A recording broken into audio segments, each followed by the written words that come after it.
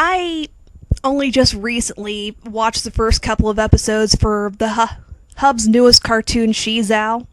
Technically, the show is a year old, and it's just now getting to the US, but regardless, apparently the Hub bringing this onto their channel is a big deal, and there's a whole bunch of controversy surrounding it.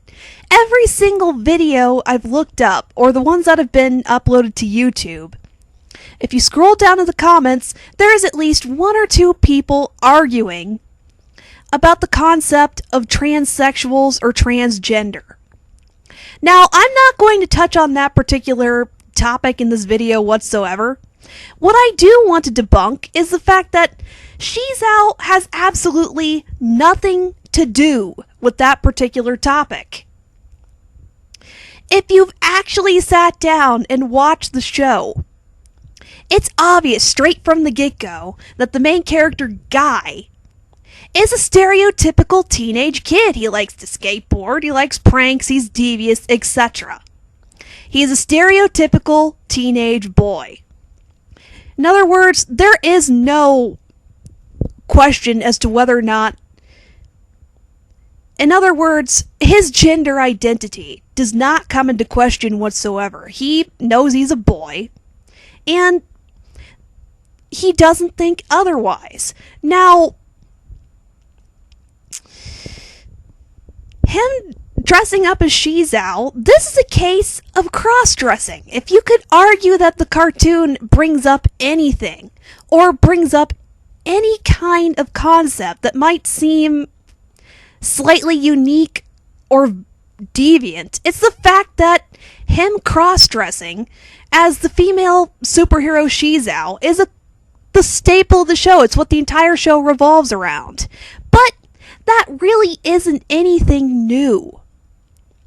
Bugs Bunny cross-dressed in the Looney Tunes all the time.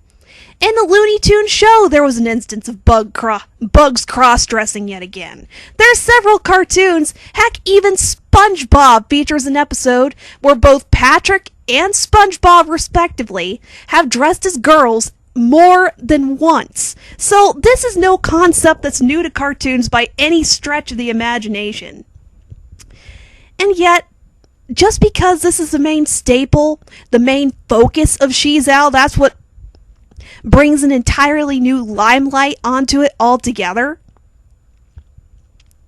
I'll just say this much right now. If this cartoon had been on when I was 8 or 9 years old, when I was a little kid, I wouldn't have considered any of the topics that pop up on the YouTube comments whatsoever. It hinges entirely on the concept of a little kid finding it funny that a guy is dressed up as a girl. That there's a preteen kid running around dressed up as a female superhero. From pink cheetah print to knee-high boots to wearing the color pink. To a little kid, it'd be absolutely hilarious.